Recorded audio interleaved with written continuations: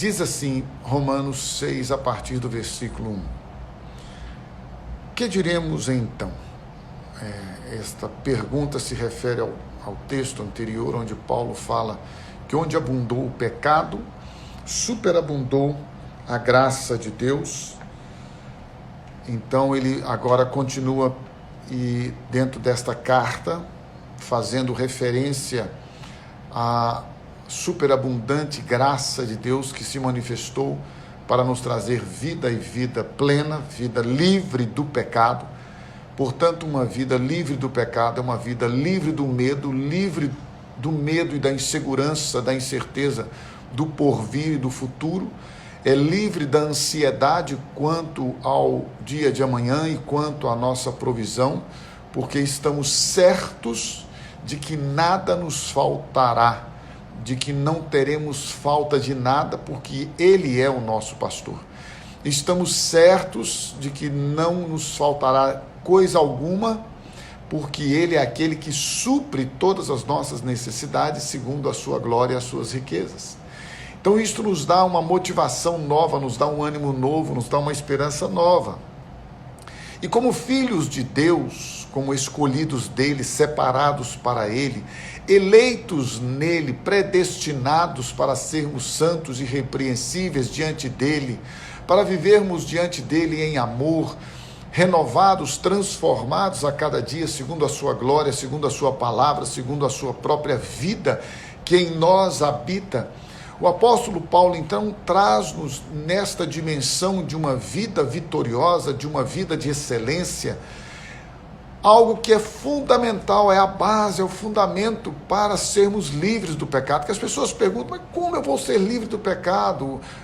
O próprio Nicodemos, um homem extremamente estudioso, um homem letrado, um homem intelectualizado, um homem com experiências bíblicas tremendas, profundas, conhecedor das Escrituras.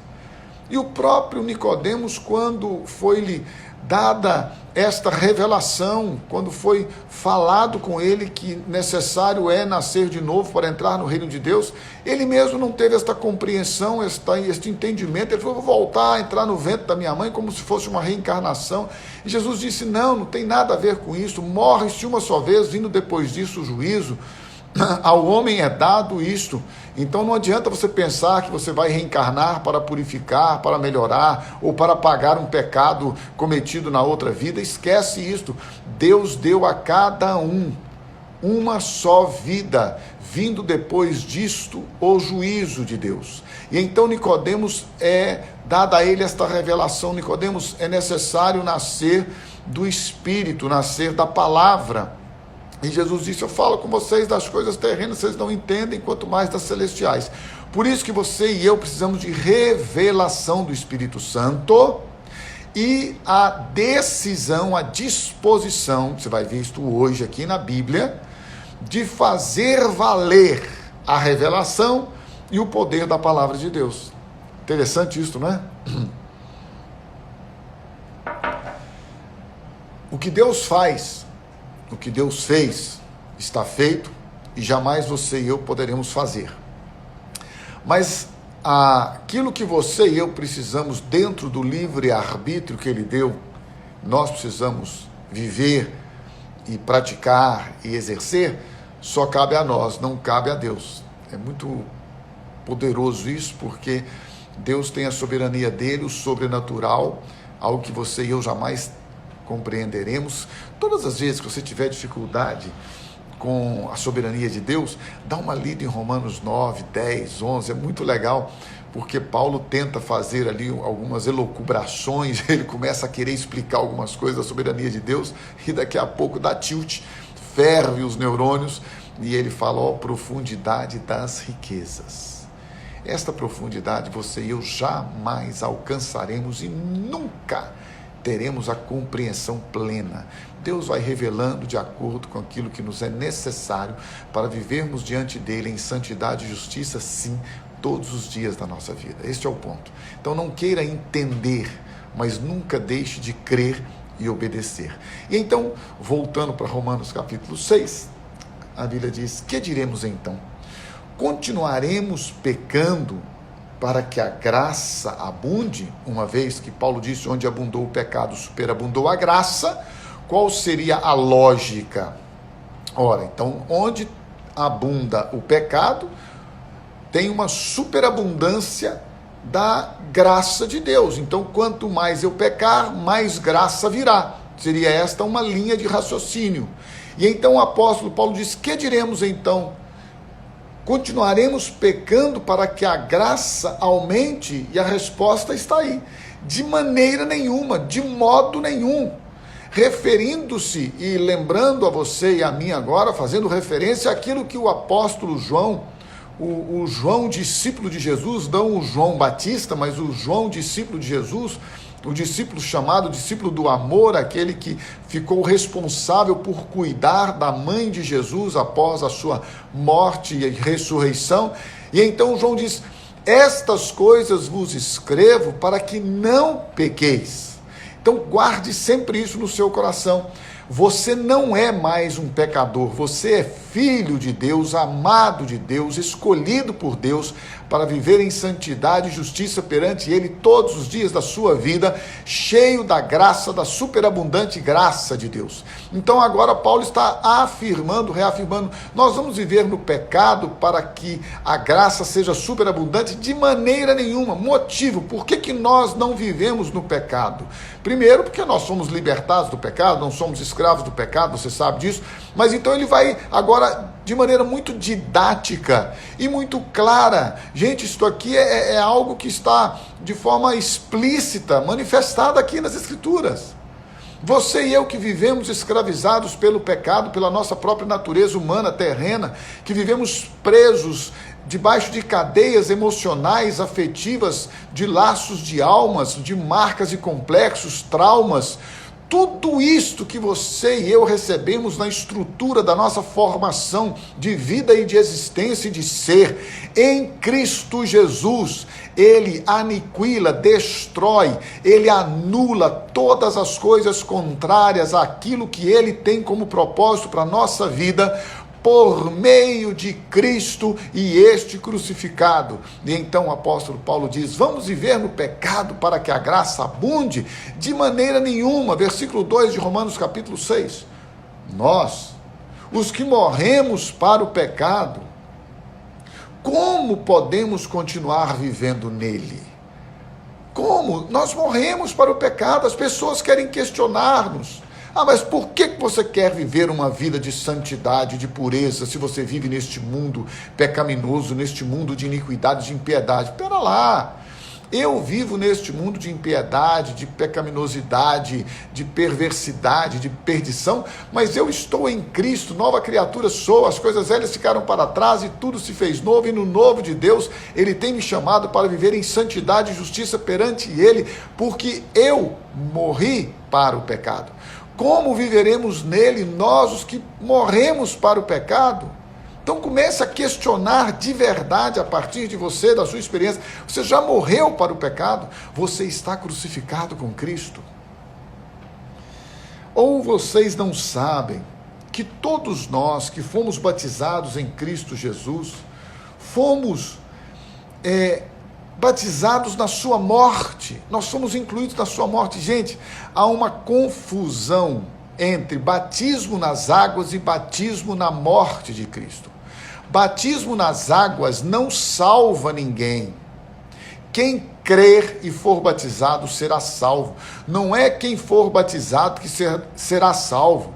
Você e eu somos salvos porque cremos em Jesus como nosso Salvador, como o Senhor da nossa vida, e o confessamos como Senhor e Salvador das nossas vidas, porque aquele que me confessar diante do Pai, eu o confessarei, que me confessar diante dos homens, eu o confessarei diante do Pai. O que dá a você e a mim a salvação é crer em Jesus no coração. Com o coração se crê para a justificação, para a justiça, e com a boca se confessa para a salvação.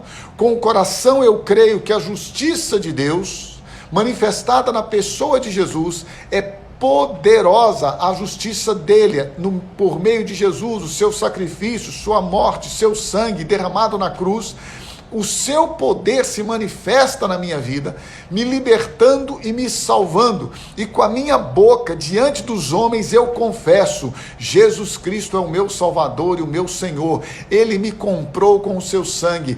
Ele me fez morrer na sua morte. Em Cristo Jesus, quando ele foi crucificado, toda a humanidade, todos os homens foram atraídos a ele, incluídos nele. Este é o significado de quando Jesus disse: quando eu for levantado da terra, atrairei todos a mim. Quando ele é atraído, quando ele é levantado, naquela cruz, ele atrai a você e a mim nossa natureza carnal, pecaminosa, nossa dívida, toda a dívida que nós tínhamos, todas as promissórias que Satanás tinha nas suas mãos para nos cobrar a morte, porque a alma que pecar, essa morrerá. O diabo comparecia, Satanás comparecia diante de Deus e dizia: eu tenho aqui a tua lei, a lei de Deus. É isto. Ele falava: olha, a sua lei, Deus, diz o seguinte: a alma que pecar, essa morrerá. O Horácio é um pecador, ele me deve a vida dele, a morte, ele tem que morrer. Satanás ficava cobrando de Deus. Por isso que todo ano o sacerdote entrava no tabernáculo, no templo, no Santo dos Santos, ia lá, pegava sangue alheio, oferecia a Deus, e aquele sangue todo ano renovava o perdão, a misericórdia, a bondade, a paciência de Deus para com os homens. Era por isso que todos os homens não eram sentenciados, era por causa do sangue imolado. Aí vem Jesus. E Jesus agora se apresenta não com sangue de animais, nem com sangue alheio, mas ele se apresenta a si mesmo como o Cordeiro de Deus que tira o pecado do mundo e que oferece o seu próprio sangue para nos comprar, nos libertar, nos justificar. Mas não agora, ano após ano, como faziam os sacerdotes que eram humanos, limitados e terrenos. Ele não vai no tabernáculo, ele não vai no templo de Jerusalém oferecer a sua vida e o seu sangue. Ele, diz a Bíblia, ele vai aos céus do tabernáculo celestial e diante de Deus, Jesus, o Cordeiro imaculado, sem mancha, sem pecado, sem defeito, o Cordeiro de Deus chega nos céus, diante do Pai, diante dele, diz: eu vim comprar a dívida do Horácio, eu vim comprar a dívida daqueles que me amam, eu vim comprar a dívida daqueles que estão crendo em mim, eu vim pagar a dívida daqueles que estão me confessando diante dos homens, para que eles sejam livres, inocentados, justificados, purificados, perdoados, e agora eles vão receber a poderosa, bendita, maravilhosa, completa, perfeita, plena salvação por meio do meu sangue, da minha morte, do meu sacrifício. E é isso que Paulo está dizendo: nós morremos para o pecado, nós fomos batizados, incluídos, imersos em Cristo. Nós fomos colocados nele, naquela cruz. Ele nos atraiu, nos colocou na cruz, no seu corpo, e quando ele morreu, ele nos fez morrer juntamente com ele. É por isso que Paulo está perguntando para você nesta manhã: nós que morremos com Cristo, como viveremos no pecado? Não tem jeito, eu estou morto para o pecado. Como eu posso viver no pecado? Eu fui batizado no corpo de Cristo, incluído nele, no corpo dele, na sua morte eu morri. É por isso que nós podemos viver a ressurreição, porque se fomos unidos a ele na semelhança da sua morte, também o seremos na da sua ressurreição. Então veja que coisa tremenda, perfeita. Abra comigo a sua Bíblia, Romanos capítulo 6, versículo 4. Portanto, gente, é perfeita a obra de Deus, é perfeita. Olha só, Jesus nos atrai, nos inclui no corpo dele, nos faz morrer com ele, mas ele não nos deixa mortos, abandonados, para apodrecermos em público. Olha o que a sua Bíblia diz, preste atenção na palavra de Deus e assuma aquilo que Deus fez por você. Valorize o sacrifício de Cristo e não pise no sangue. Valorize isto. Aí a palavra de Deus está dizendo assim: olha, portanto, fomos sepultados com ele na morte por meio do batismo. Eu não sei você, eu fico empolgado demais com esse negócio. eu fico empolgado demais. Morrendo. Olha, fomos atraídos a Ele. Sobrenatural, milagre tremendo. Nele nós morremos para a velha vida, morremos para o passado, morremos para o pecado, morremos para a impiedade, morremos para a iniquidade, morremos. Mas não só morremos, fomos com ele sepultados. Por que tem que ser sepultado com Cristo? Porque se você e eu não tivéssemos sido sepultados com ele, nós não poderíamos ter sido ressuscitados com ele. Somente a morte não nos bastaria, a morte nos dá a libertação, mas a ressurreição nos dá a vida nova e coloca o Espírito Santo habitando dentro de nós por meio da sua exaltação. Deixa eu lhe dar o quadro perfeito da sua poderosa salvação em Cristo Jesus. Ele nos atrai nele, na sua atração, nós agora somos incluídos no corpo dele, na sua morte, nós morremos para o pecado, isso significa libertação, na sua ressurreição, nós recebemos um novo espírito, nós recebemos agora a vida nova em Cristo Jesus, e na sua exaltação, ele derrama sobre nós o Espírito Santo para habitar para sempre dentro de nós. Não vos deixarei órfãos. Eu vou para o Pai, mas quando eu for para o Pai, eu vou receber dele a promessa do Espírito Santo, e eu vou derramar o Espírito Santo sobre a vida de vocês, para que vocês fiquem cheios do Espírito Santo, cheios da graça de Deus, que a superabundante graça de Deus vai fluir do interior de vocês como um rio de águas vivas, e vocês vão experimentar nesta terra o melhor, porque me foi dada toda a autoridade nos céus, na terra, e eu vou dar a vocês a igreja como corpo de Cristo, para que vocês possam desfrutar nesta terra do melhor, para que o meu testemunho, as minhas promessas, possam na vida de vocês trazer glória para mim. Atraídos nele, mortos com ele, sepultados com ele. Versículo 4. A fim de que, assim como Cristo foi ressuscitado dos mortos mediante a glória do Pai, também nós vivamos uma nova vida, ou uma vida nova. E esta vida nova é a vida de Cristo em você, em mim, porque se alguém está em Cristo, nova criatura é. As coisas velhas ficaram para trás, e eis que tudo se fez novo. Versículo número 5. Olha, preste atenção na Bíblia. Preste atenção e se alegre.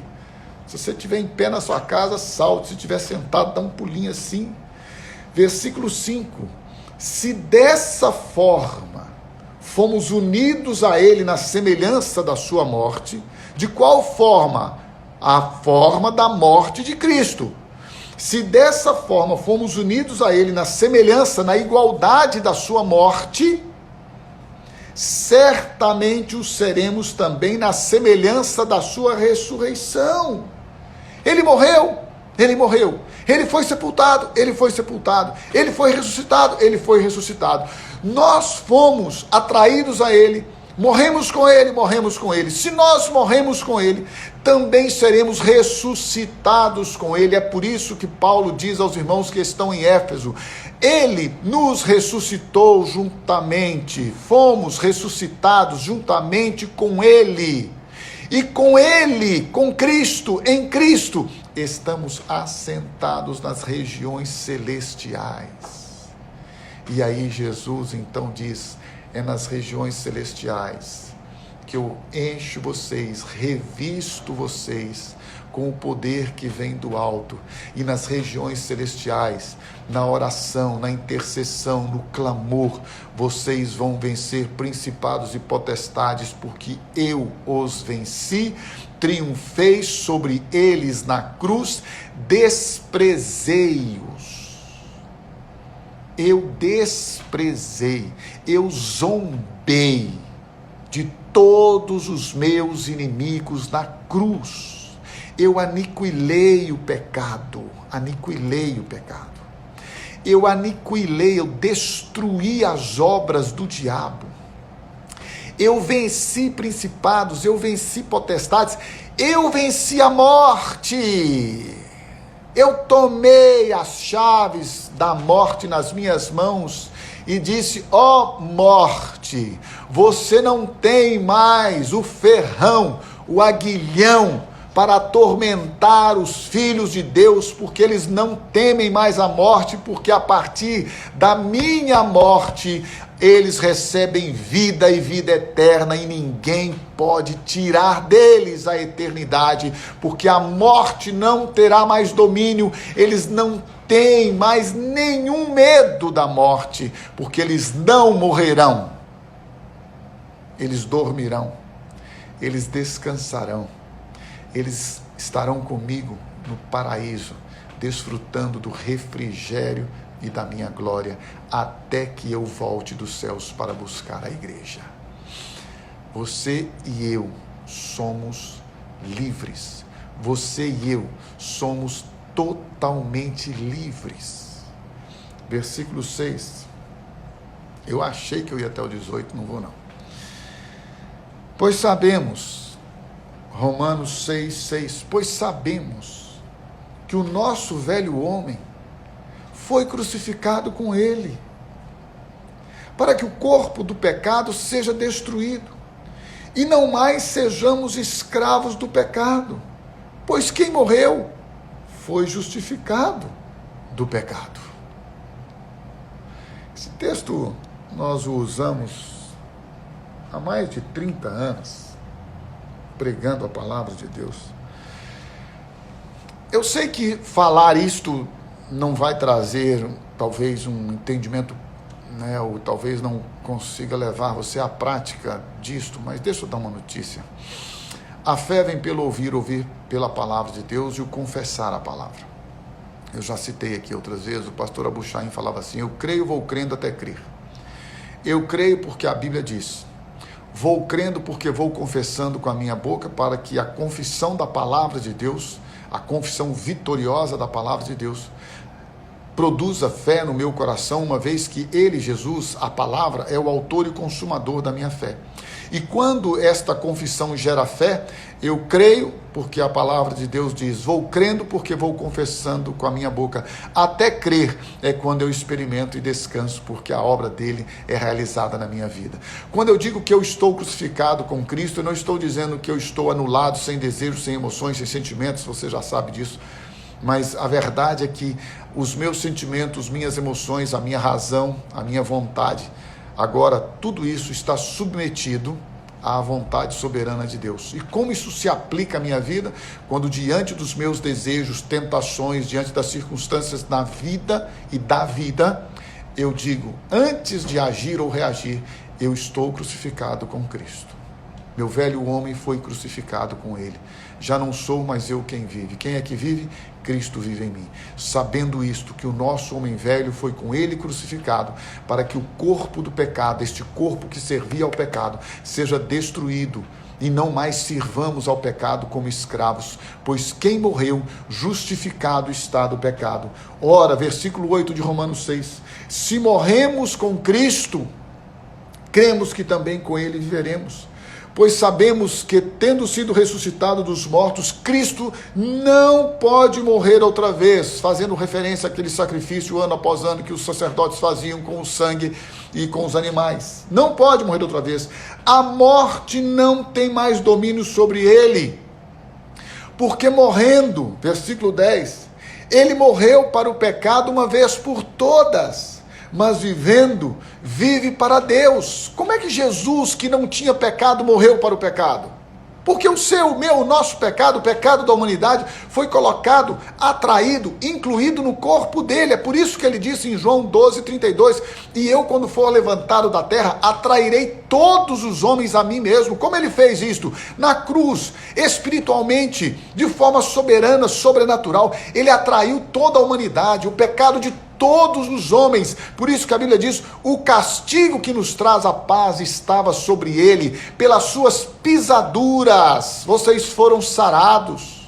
É isto, o nosso pecado, o seu e o meu pecado, foi atraído, colocado no corpo dele, e ali ele pagou o preço. Qual era a dívida do pecado? Ezequiel 18:4, Ezequiel 18:20, a alma que pecar, essa morrerá. Você e eu devíamos para o pecado Havia uma sentença, um juízo sobre nós, e essa sentença era a morte. Jesus vem e diz: eu pago. Como é que você paga? Tem que pagar com sangue, tem que pagar com o sacrifício, tem que pagar com o holocausto perfeito, completo, não pode sobrar nada do sacrifício. Jesus falou: eu pago, eu derramo meu sangue, eu dou a minha vida. Pode moer a minha carne, pode furar a minha cabeça, pode espetar uma lança dentro da minha costela, pode ferir o meu coração, pode dizer o que vocês quiserem, destruam o meu corpo, destruam este templo, mas eu vou salvar os homens. Mas ao terceiro dia, este templo será ressuscitado. Por isso os judeus ficaram tudo loucos. Este templo será ressuscitado. Jesus está falando com você claramente nesta manhã, meu irmão e minha irmã. Abra os seus olhos e não aceite nada na sua vida que não seja o poder, a palavra, o cumprimento da palavra na sua vida. Tome posse disto. Para de ficar discutindo, para de ficar se olhando, para de ficar se autoflagelando, dando uma de coitado, uma de... Olha, irmãos, desculpa, sua vida é sua vida, minha vida é minha vida, ninguém senta no lugar do outro, eu não sei o que eu faria se estivesse no lugar, eu não estou no seu lugar, há muitos anos já parei de estar no lugar dos outros. É o seguinte, é a palavra de Deus, creia na palavra de Deus, viva a palavra de Deus. A Bíblia está dizendo, ele morreu para te libertar, meu irmão. Ele morreu para o pecado, ele vive para Deus. Versículo 8 de Romanos 6, se você puder, abra sua Bíblia, não deixa de abrir a Bíblia, não. Da mesma forma que Jesus morreu para o pecado, de uma vez por todas, e vive para Deus, versículo 8, da mesma forma, considerem-se mortos para o pecado, mas vivos para Deus em Cristo Jesus. Considere-se. Ora, da mesma forma, da mesma semelhança, do mesmo jeito, fomos unidos a Ele na semelhança da sua morte, também o seremos na semelhança da sua ressurreição. Agora vamos imitar Jesus. Jesus, a Bíblia está dizendo, Ele morreu para o pecado de uma vez por todas e agora vive para Deus. Por isso eu queria desafiar você nesta manhã a considerar-se morto para o pecado, morta para o pecado, e vivo e viva para Deus, para a glória de Deus, para a exaltação de Deus, para o louvor de Deus. É para isso que você existe, é para isso que você foi criado, é para isso que você foi escolhido, é para isso que você foi eleito, é para isso que você foi predestinado, é para isso que você foi por Deus chamado. E então a palavra de Deus diz assim, versículo 12: agora livres do pecado, mortos para o pecado, vivendo para Deus. Olha aí, você já é livre, é uma nova criatura, tem um novo coração, um novo espírito, novamente, é livre. Se você é livre, você não tem mais medo do pecado, não tem mais medo do diabo, não tem mais medo da morte, mas de nada, não existe medo no Filho de Deus. O Filho de Deus, a segurança dele, ele tem temor de Deus, não medo das coisas, das circunstâncias, ou da morte, ou do que quer que seja. E então a Bíblia diz, versículo 12, portanto, não permita, você e eu, que não vamos permitir, não permitam que o pecado continue dominando seus corpos mortais, fazendo que vocês obedeçam aos seus desejos. Não ofereçam os membros do corpo de vocês ao pecado como instrumentos de injustiça. Não ofereçam, não deis lugar ao diabo. Não ofereça seu corpo. Quem domina o seu corpo é você. Se você não domina seu corpo, é porque você não é livre. Se você não domina suas vontades, seus desejos e suas tentações, é porque você não é livre. Se você é livre do pecado, você diz não para o pecado e sim para a santidade. Se você é uma pessoa nascida de novo, regenerada, que tem o Espírito Santo habitando dentro de você, você não é impecável, mas Deus vai te conduzir em vitória sobre o pecado, porque maior é o que está em nós do que aquele que está no mundo. E se porventura viermos a pecar, temos um advogado junto ao Pai, Jesus Cristo, e Ele é a propiciação, o sacrifício não só pelos nossos pecados, mas pelos de todo mundo. Mas nunca, jamais você e eu viveremos no pecado. Não. Viver no pecado, não. Você pode, eu posso pecar por situações, circunstâncias, uma situação ou outra, mas viver no pecado, quem vive no pecado tem que nascer de novo. Tem que experimentar uma vida nova, tem que experimentar o verdadeiro perdão e a cura interior, tem que experimentar a cura de Deus, a libertação por meio da sua morte e ressurreição juntamente com Cristo. Não ofereçam. Não ofereçam os membros do corpo de vocês ao pecado como instrumentos de justiça. Antes, ofereçam-se a Deus como quem voltou da morte para a vida. Você tinha morrido, estava morto nos seus delitos e pecados, mas Ele nos amou.